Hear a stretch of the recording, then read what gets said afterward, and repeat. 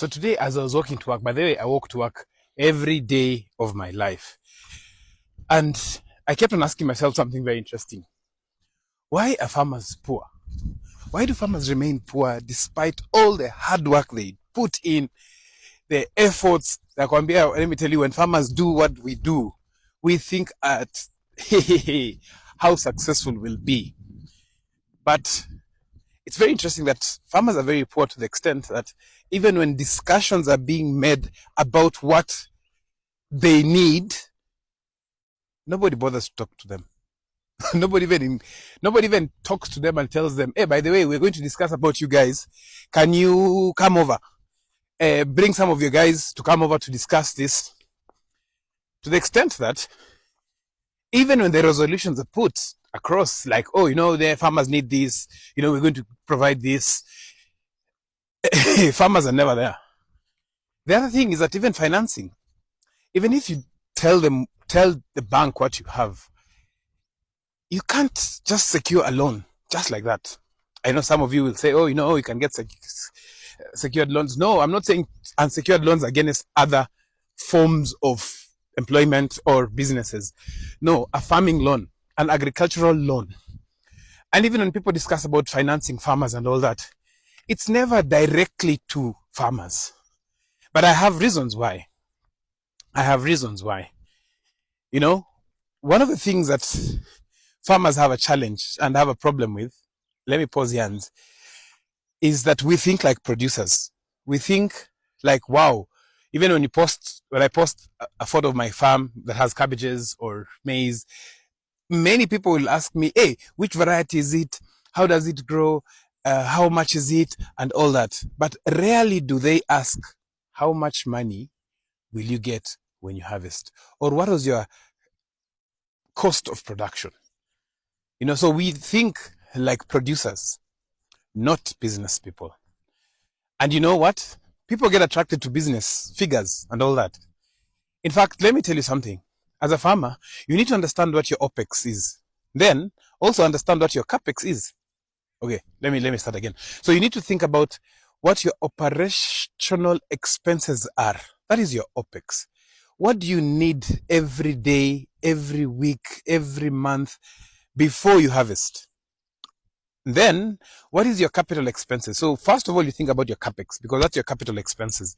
Capital expenses are things that you will recover these costs after probably 2 years or 3 years. That's like drip irrigation system, probably, what else would CAPEX? CAPEX would be drip irrigation system, probably tanks, probably heavy costs, the heavier costs, the costs, like for example, if you give an example of a taxi driver who buys a car for taxi services, his CAPEX is buying the car. His OPEX is fuel, paying the driver, and X like that. So with farmers also, you also need to ask yourself that. And I know many of you asking me, how come I don't have anything on the farm? No. When it rains, I don't produce so much. I let the land regenerate itself. That is also part of your business decisions. So you're not supposed just to keep on producing and producing and producing, and you're not looking at your numbers. You need to ask yourself, I have 4 workers. How much money comes from the farm to pay them? Because that's your operational expenses. Do you pay yourself? And how much do you pay yourself? Don't tell me you're paying yourself 10,000 shillings and you're expecting a return on investment of like 1,000,000 shillings. Many farmers want to do onions on 4 acres.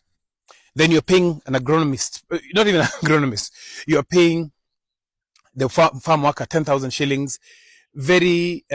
Skills are very low. You are not present at yourself in the business. Definitely, those are red flags for any person who wants to engage with you from a business perspective. So the other thing is that we are short-sighted. We as farmers are short-sighted in a very interesting way. So farmers are short-sighted in a way that they don't want to think about the future. So the older generation of farmers are thinking of farming as a retirement plan. You hear many people talking and saying that, I want, when I retire, I can be able to do this and that and that. But you're setting a business now. It's like opening a shop now and saying that will be my retirement plan. No, it's not possible. So there you failed already. The other thing is that we do not engage with professionals. And I know this is something that is going to bite many of you as farmers. We don't engage with professionals. So you want your cousin who comes from the village to come over, and I'm also I also I'm a culprit to that. So you want somebody who has come from the village to be able to manage your farm.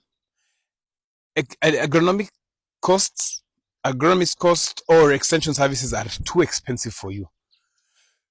So how then do you expect to be successful?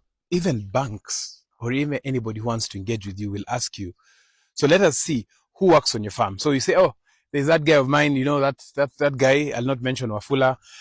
There's this guy who does this, there's this guy. But in your farm, you have 5 acres, you don't have an irrigation expert, probably. You don't have a consultant who comes over regularly, like an extension officer who is a paid service.